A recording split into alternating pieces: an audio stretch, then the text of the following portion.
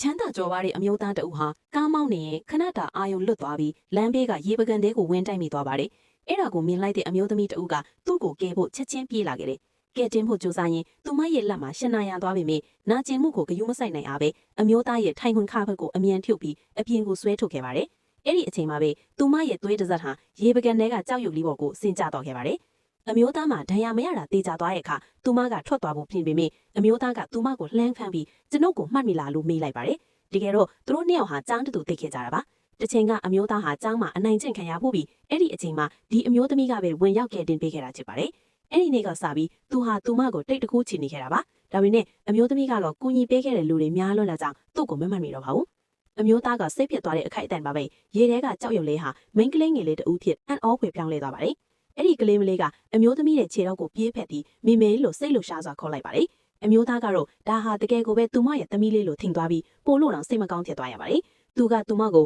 လိပ်စာကက်တစ်ခုပေးရင်အကူနီလိုရင်လာခဲ့ဖို့ပြောပြီးထွက်ခွာသွားခဲ့ပါတယ်။လိပ်စာကက်ကိုကြည့်လိုက်မှကလေးမလေးကဒီလူဟာထိတ်တန်းတထေးကြီးတူရဲ့အမွေစက်ခံသူမှန်သိသွားပါတယ်။သူမကအကူနီတောင်းချင်ပေမဲ့လူကထွက်သွားပြီလေ။အမျိုးသမီးကကလေးမလေးကိုကြည့်ပြီးမိဘတွေဘယ်မှာလဲလို့မေးတဲ့အခါကလေးမလေးကမိသားစုနဲ့လူစုကွဲသွားတာလို့ပြန်ဖြေပါတယ်။စိတ်ထားကောင်းတဲ့အမျိုးသမီးကကလေးမလေးကိုသူမရဲ့အငတ်အခန်းကိုခေါ်သွားဖို့ဆုံးဖြတ်လိုက်ပါတယ်။ဒါပေမဲ့သူမမှာအခန်းကပေးဖို့တောင်ပတ်စံမရှိတော့ပဲလမ်းဘေးရောက်မဲ့အခြေအနေဖြစ်နေတာကိုသူမမေ့နေရတာပါ။ကလေးမလေးကလမ်းဘေးစာတောက်ဆိုင်ကဝက်ဦးချောင်းကင်းနံကိုမတ်မောနေပေမဲ့သူတို့မှာဝဲကျွေးဖို့ပတ်စံမရှိပါဘူး။အမျိုးသားစီမှာအကူအညီတောင်းရမလားလို့သူမဝေခွဲမရဖြစ်နေတော့မှာပဲကလေးမလေးကအမျိုးသားကိုပြန်မြင်သွားပါတယ်။ကလေးမလေးကအမျိုးသားရဲ့ကားရှိမှာပိတ်ရလိုက်တာကြောင့်ကားတွေကလူတွေပါလန့်ထွက်ကြပါတယ်။အမျိုးသားကလျော်ကျေးတောင်းမှကြောက်တဲ့အတဲ့အမျိုးသမီးကဒီကလေးကကားကိုဖျက်ဆီးလိုက်တာပါလို့အမြင်ပြောပေမဲ့ကလေးမလေးကတော့အမျိုးသားရဲ့ခြေထောက်ကိုဖတ်ပြီးဖေးဖေးလို့ခေါ်လိုက်ပါတယ်။အမျိုးသားကတော့ကြောက်သွားတာပေါ့။အမျိုးသမီးကလည်းကလေးမှာအဖေမရှိလို့ရုပ်ချောတဲ့သူမြင်ရင်အဖေလို့ရှောက်ခေါ်နေတာပါဆိုပြီးလိန်ပြောလိုက်ရပါတယ်။အဲ့ဒီစကားကိုကြားတဲ့အခါ